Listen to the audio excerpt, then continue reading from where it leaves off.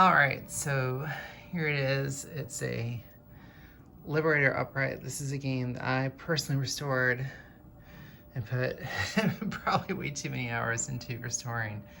And you know, they made fewer than 800 of these Liberator uprights, one of Atari's big failures. So surviving ones are hard to find, and this one had been converted many times. And I'll just kind of give you my honest opinion about this. And although I'm pretty proud of how this thing turned out, it's pretty darn nice. So as you see, the side art is original.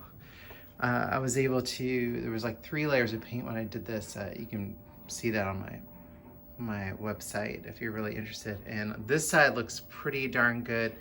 There's a little bit of a burnt there.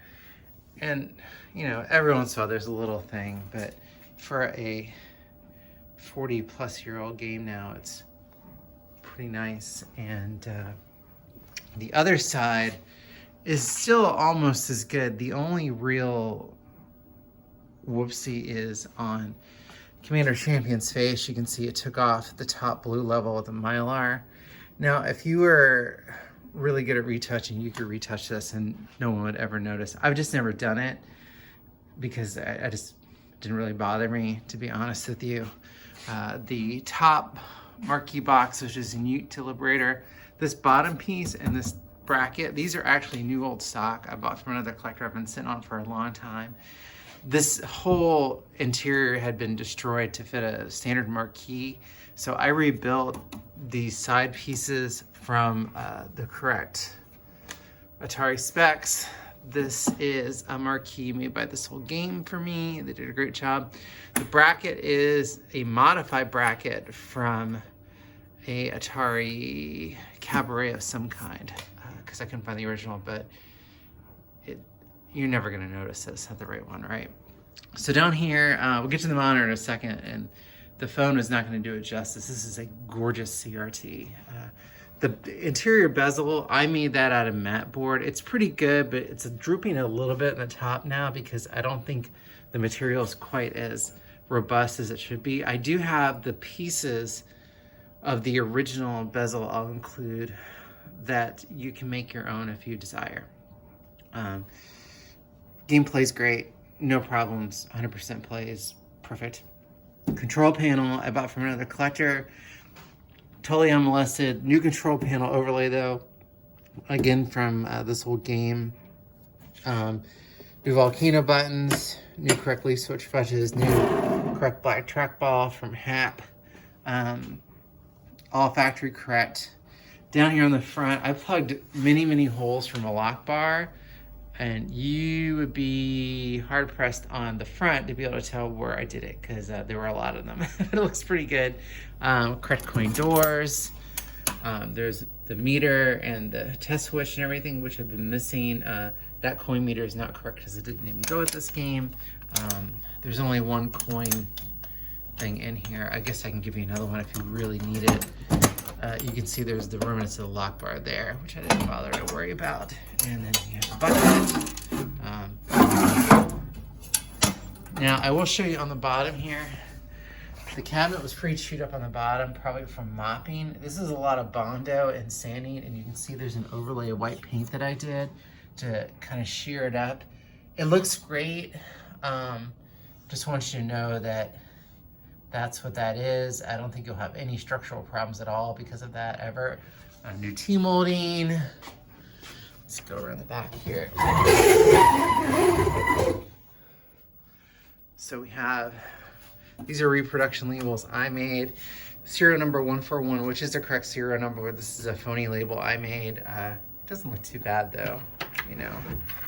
Inside, we'll take it.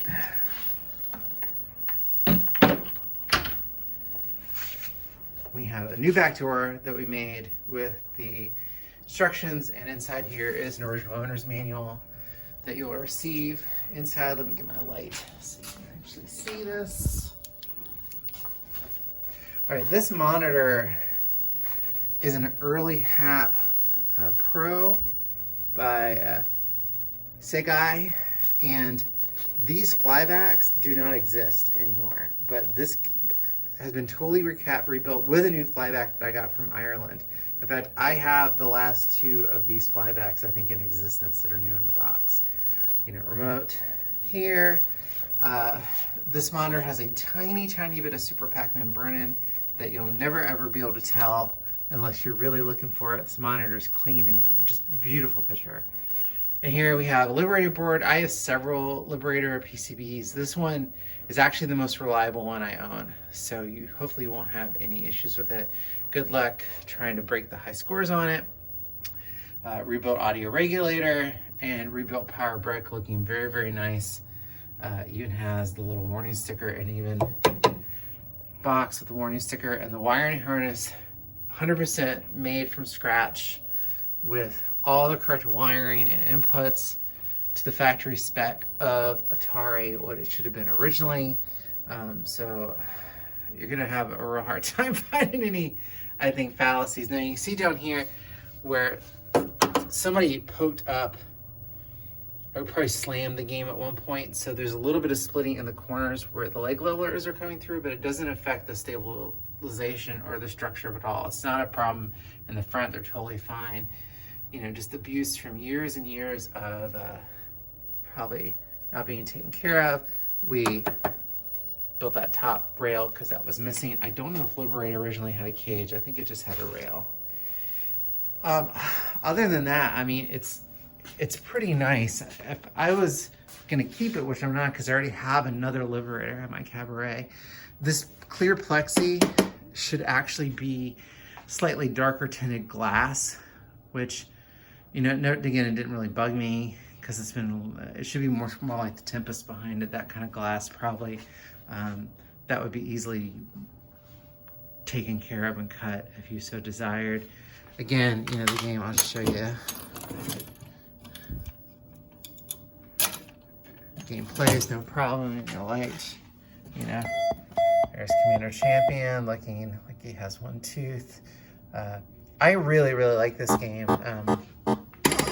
Obviously, I did a pretty extensive video on it that you can find online about the history of Liberator.